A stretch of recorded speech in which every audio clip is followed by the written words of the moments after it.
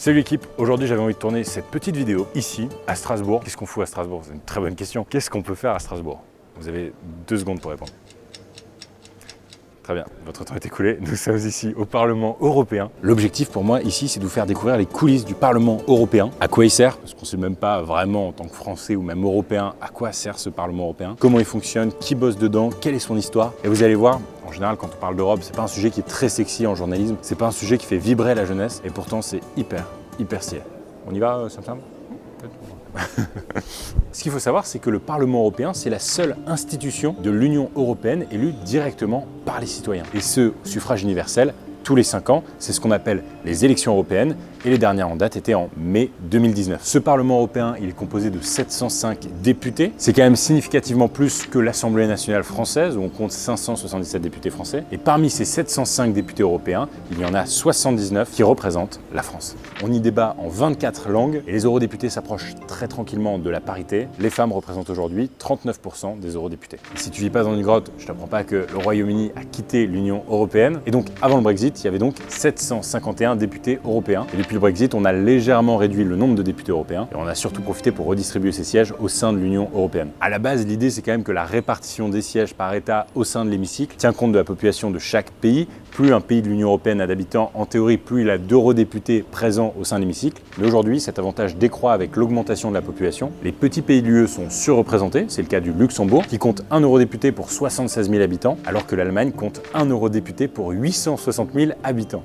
On n'est pas sur des forces égales. Mais alors, d'où vient ce Parlement européen? Quelle est son histoire? Quelle est ton histoire? Il a un background. Musique Stéphane Bern. Pour parler de l'histoire du Parlement européen, il faut remonter jusqu'en 1952. À l'époque, on parle en vérité de l'Assemblée commune de la Communauté européenne du charbon et de l'acier. Il faudra attendre 1962 pour véritablement parler de Parlement européen et les premières élections directes d'eurodéputés n'auront lieu qu'en 1979. Initialement, le Parlement européen avait un rôle consultatif, mais son rôle s'est progressivement renforcé au fil des traités et au fil de l'histoire. En fait, aujourd'hui, le Parlement européen a 3 pouvoirs fondamentaux. Un pouvoir législatif, un pouvoir budgétaire et un pouvoir de contrôle de l'exécutif européen. Alors, je vais d'abord vous parler du pouvoir législatif du Parlement. Vous allez voir, c'est super simple. Le Parlement européen participe à l'adoption de nombreux textes de l'Union européenne avec le Conseil de l'UE. Il dispose également d'un droit de veto dans certains domaines. Le Parlement européen, par exemple, peut utiliser ce droit de veto pour s'opposer à l'adhésion d'un nouvel État membre. Concernant le pouvoir budgétaire maintenant,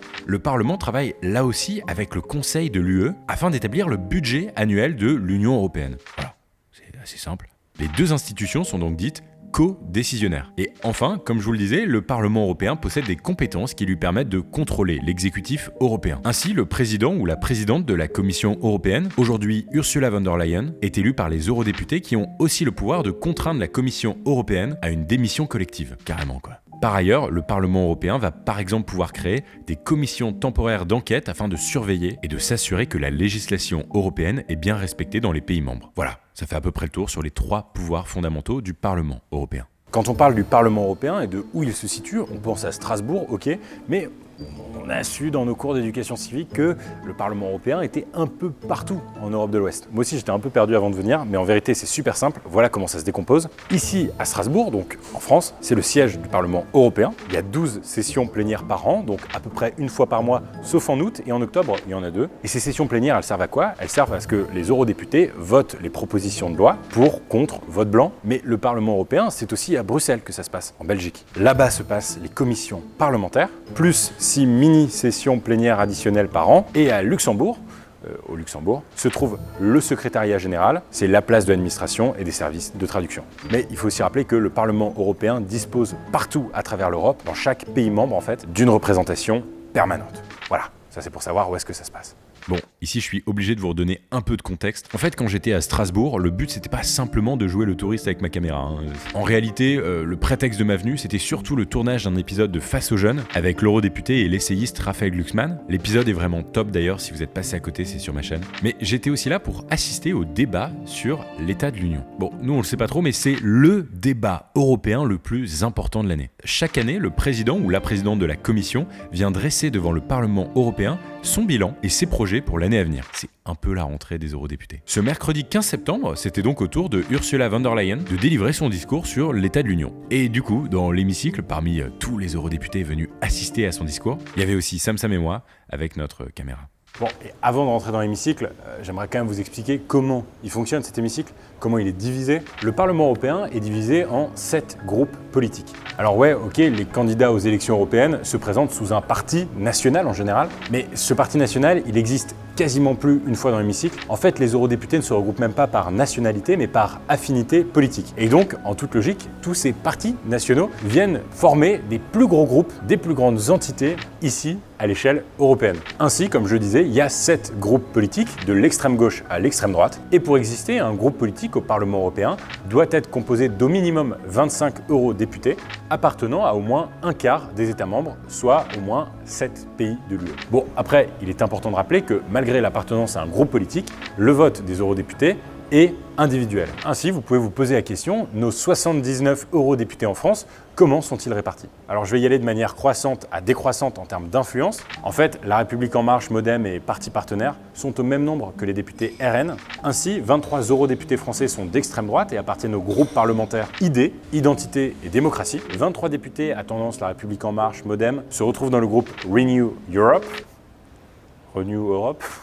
Ensuite, dans l'ordre, on a 13 eurodéputés Europe Écologie qui se retrouvent dans le groupe parlementaire des Verts, Alliance Libre Européenne. 8 députés Union de la droite et du centre dans le groupe PPE, c'est la droite. Groupe du Parti populaire européen. 6 députés de Place publique, Nouvelle Donne, bref une tendance PS, dans le groupe SED. Groupe de l'Alliance progressiste des sociales et des démocrates au Parlement européen. Et 6 députés de la France Insoumise sont au sein du groupe parlementaire GUE-NGL, soit le groupe confédéral de la gauche unitaire européenne, gauche verte nordique. L'enfer le nom. Mais ici, tout le monde les appelle The Left. Voilà, fallait s'en tenir là-dessus.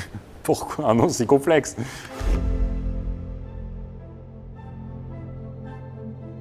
Bon, si initialement cette vidéo devait être un petit vlog plutôt chill, tu vois, tranquille, pour vous montrer les coulisses du Parlement, là on peut dire que je suis allé un peu loin dans les coulisses. Au dernier moment, on m'a offert la possibilité de rencontrer la présidente de la Commission européenne, Ursula von der Leyen, qui est juste l'une des femmes les plus puissantes du monde. Ok, restons zen. Bon, et c'est un peu fucked up comme histoire, mais on m'a proposé de me rattacher à un petit groupe d'influenceurs d'Europe de l'Est, genre une mini-délégation, tu vois, je sais pas comment expliquer ça, pour un échange informel avec elle. My name is Gaspar, I'm 23 and I'm French, so not German here. Super, la petite blague. Quelques jours auparavant, Ursula von der Leyen s'était félicitée du fait que l'Union européenne avait réussi à atteindre son objectif de 70% des adultes complètement vaccinés. Alors, je lui ai fait remarquer que son discours était quand même à nuancer, parce qu'il existe en réalité de grandes disparités entre les différents pays membres de l'Union européenne. En effet, mi-septembre, alors que la France a plus de 80% de sa population totalement vaccinée, moins de 20% des Bulgares l'étaient. Je vous laisse donc avec sa réponse. It is not a question of scarcity of vaccine, but of vaccine hesitancy.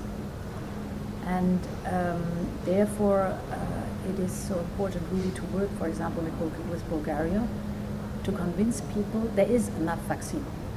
But they are skeptic, or there's misinformation, and very, very difficult, no trust in governmental structures. And therefore, it is so important to convince them, first of all, look, you have the living proof around you that the vaccine is safe and effective.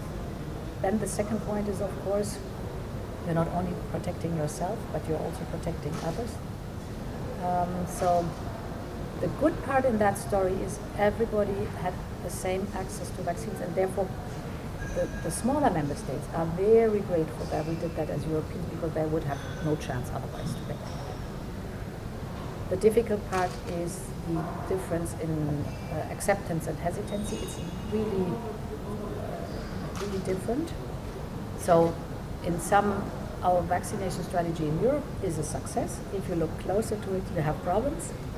And the global part, there's still a lot to do, and we have to get better. By we, I mean the major economies.